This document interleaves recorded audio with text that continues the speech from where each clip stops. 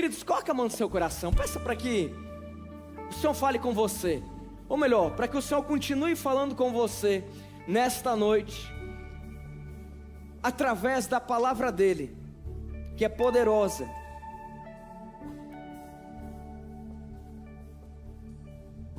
Coloque os seus anseios, coloque os seus questionamentos, coloque as respostas, as direções, coloque diante do Senhor.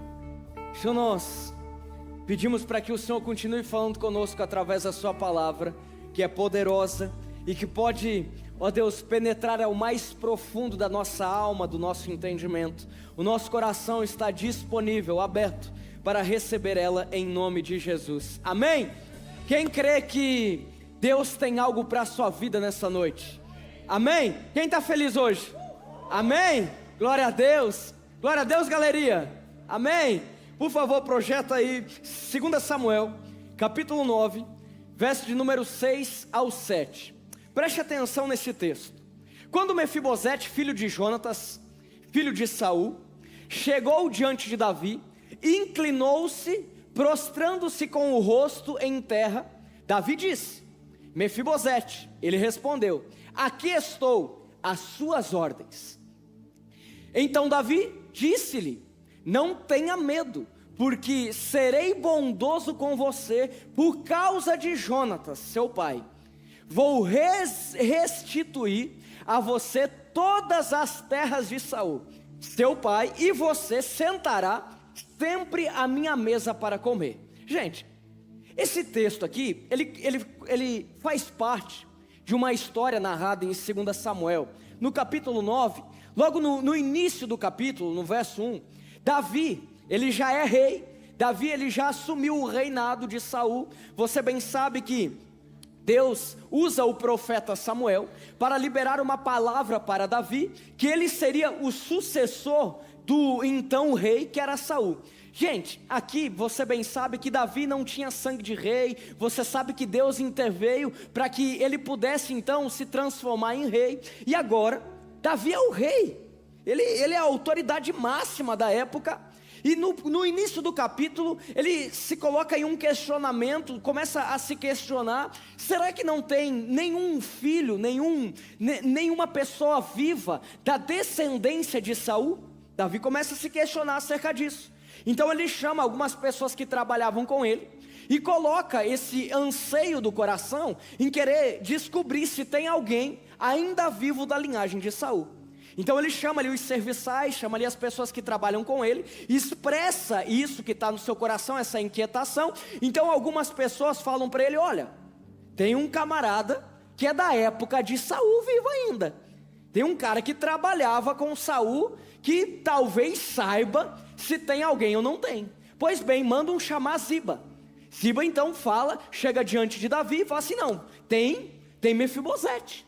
Mefibosete, que é filho de Jonatas. Agora aqui tem um apego emocional com Davi, porque Jonatas era o melhor amigo de Davi. A Bíblia fala que eles eram cúmplices, eles tinham uma aliança, eles tinham um relacionamento, sabe, daquela amizade profunda. Não era qualquer relacionamento, eles eram muito amigos. Entenda que tem algumas pessoas, igreja, que chegam na sua vida e da forma que chegam também vão embora. Você já percebeu isso?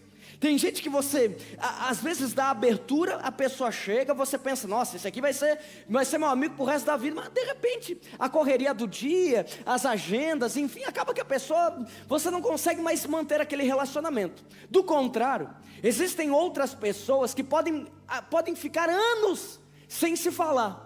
Você pode ficar anos sem conversar com aquela pessoa, mas quando você marca um café, quando você encontra a pessoa naquele jantar da escola, da turma do terceirão, depois de 15 anos, você começa a conversar com a pessoa, parece que o tempo não passou.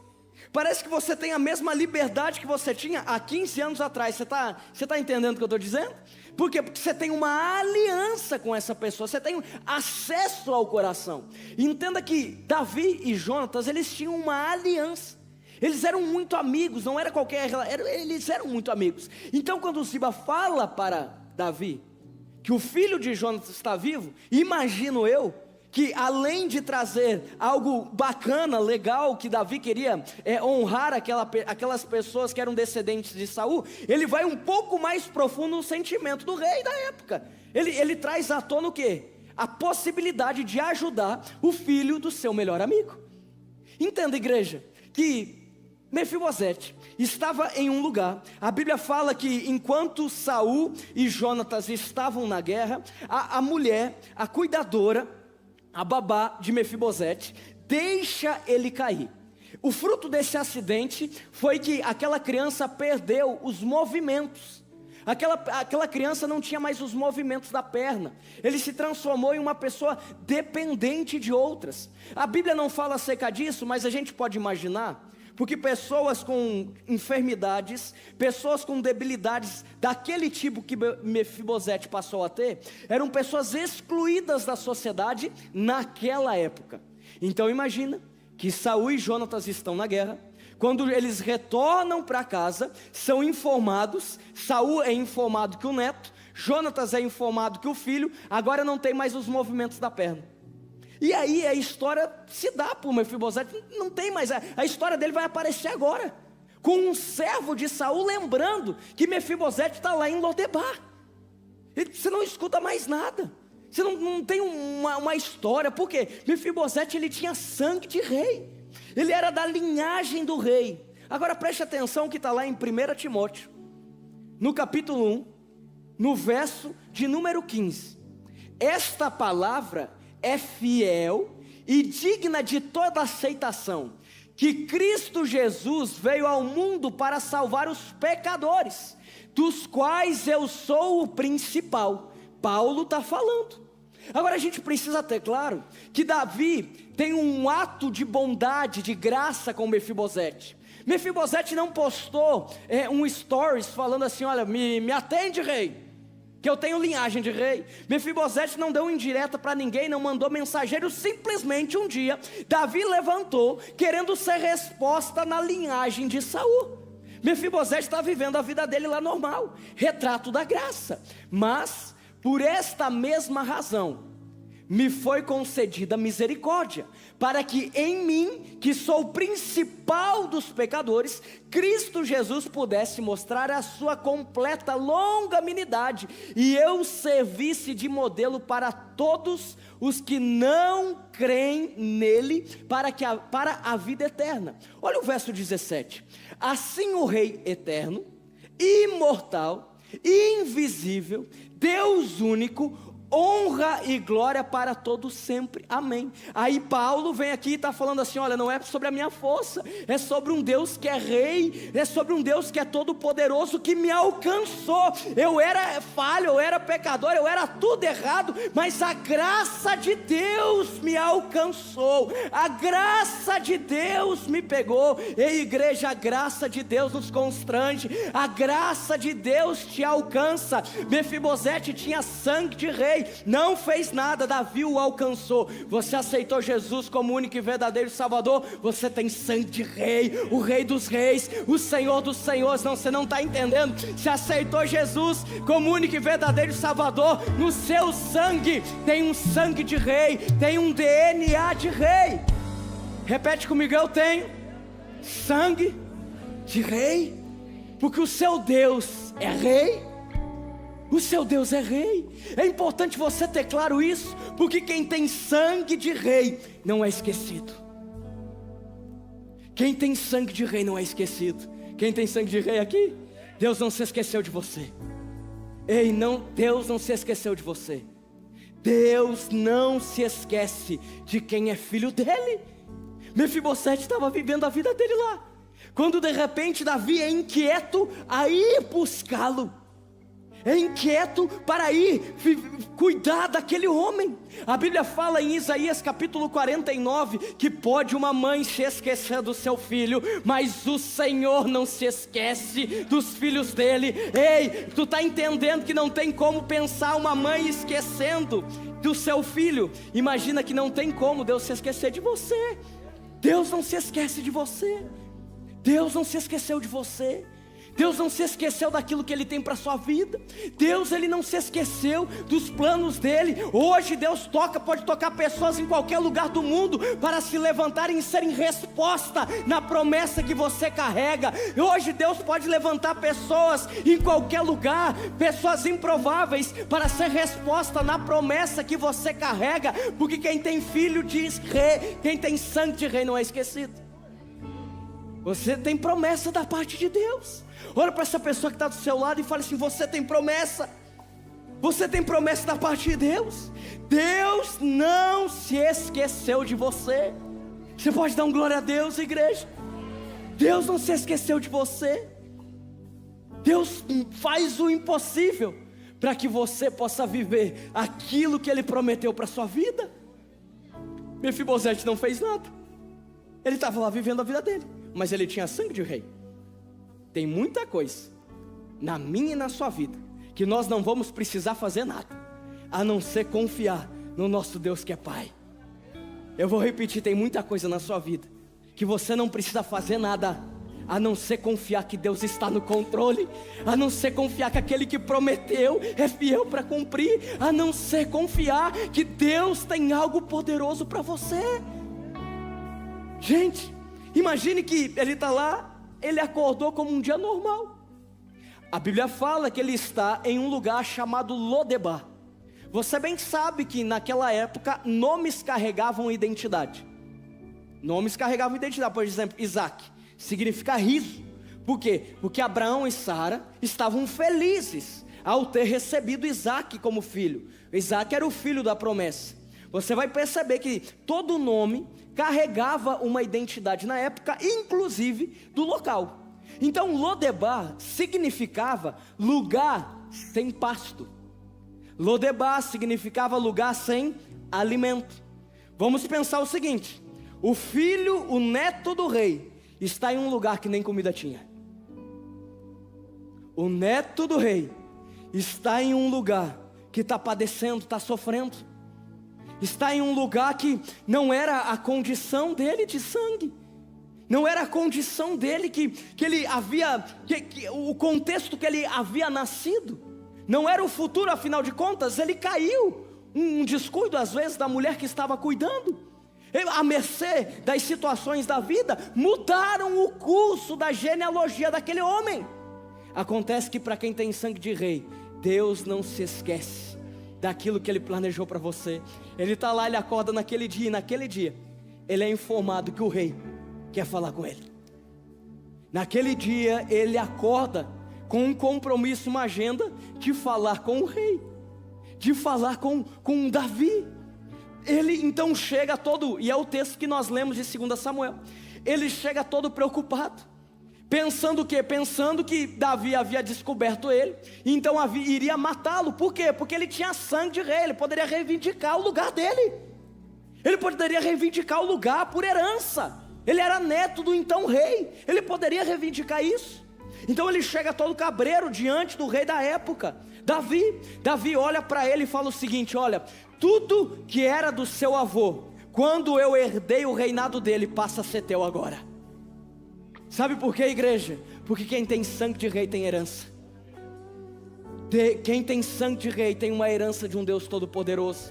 Ele começa o dia, João, num lugar padecendo. Ele começa um dia num lugar onde ele possivelmente passava fome. Ele começa um dia num lugar que ele sofria, mas ele vai anoitecer com uma herança. Ele vai anoitecer com algo que talvez a vida inteira ele não, se ele juntasse, não seria possível ter para um dia.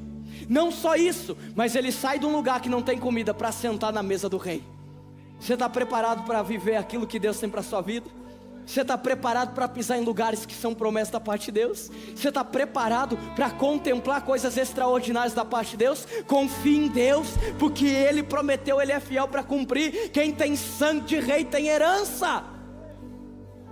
Quem tem herança aqui? E vou dizer uma herança: viver uma eternidade ao lado de um Deus todo-poderoso. É uma herança. Olha que poderoso isso. Olha que lindo isso. Existe um Deus todo-poderoso que nos ama, e não é pela nossa força, igreja, é pela nossa dependência nele. Olha para essa pessoa que está do seu lado e fala assim: oh, você tem uma herança. você tem uma herança. Quem tem sangue de rei é cabeça e não cauda. Olha só o que Deuteronômio fala no verso 3 do capítulo 28. E o Senhor te porá por cabeça e não por cauda. Esse texto de Deuteronômio, inclusive no livro de Deuteronômio, é interessante. E hoje até por acaso da minha parte, mas eu creio que Deus proporcionou isso, porque eu digo por acaso porque eu não havia planejado, em virtude da palavra que eu ia pregar. Mas quando eu fui fazer meu devocional, estava lá lendo Deuteronômio capítulo 12, e tem ali algumas consequências de uma vida de obediência a Deus.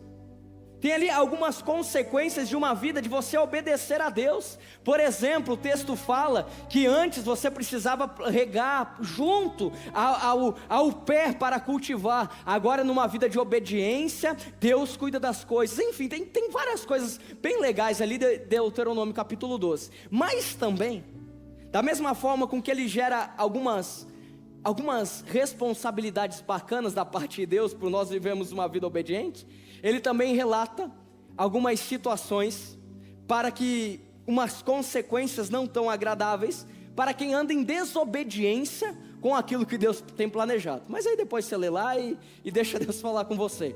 Mas no verso 28 ele está falando que o Senhor ele pega o filho dele e coloca como cabeça e não como cauda. Mefibosete naquele contexto era uma cauda, mas ele tinha a promessa, ele tinha uma palavra da parte de Deus. Ele começa o dia sendo mais um, mas ele vai dormir sentado à mesa do rei Davi. Eu não sei como que você entrou por aquela porta, eu não sei como que você está hoje, eu não sei como está o seu coração, mas eu creio que você crê que existe algo da parte de Deus para a sua vida. Eu creio que você acredita que existe uma promessa da parte de Deus para você. Eu creio que você acredita que existe uma promessa da parte de Deus para o seu ministério, para a sua casa, para os seus negócios. Eu creio que você acredita que Deus tem te inquietado para viver algo novo da parte dele. Eu creio que você acredita que Deus tem te inquietado para viver uma nova estação da parte dele. É porque essa inquietação é Deus no seu coração falando assim: ei, não se nivela por baixo, não se nivela por qualquer coisa, porque você tem sangue de rei. Você tem sangue de rei. Viva tudo que o rei tem para a sua vida. Viva tudo que o rei tem planejado para você. Quem está comigo nessa?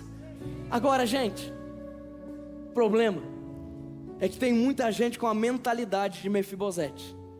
Porque Mefibosete chega diante de Davi, todo cabreiro, morrendo de medo de morrer, não consegue valorizar aquela oportunidade, fala assim: meu Deus do céu, o que eu vou fazer agora? Sentado na mesa do rei. Tem muita gente que Deus está falando com você hoje, está falando assim: ei, se prepara para uma nova estação, se prepara para um novo tempo, se prepara para aquilo que eu tenho para você, se prepara. Ei querido, ei querida, não olha para a probabilidade, porque se você olhar para a probabilidade você fica parado. Olha para a promessa, olha para a promessa, olha para a palavra da parte de Deus para a sua vida. Você tem sangue de rei, viva tudo que Deus tem para você.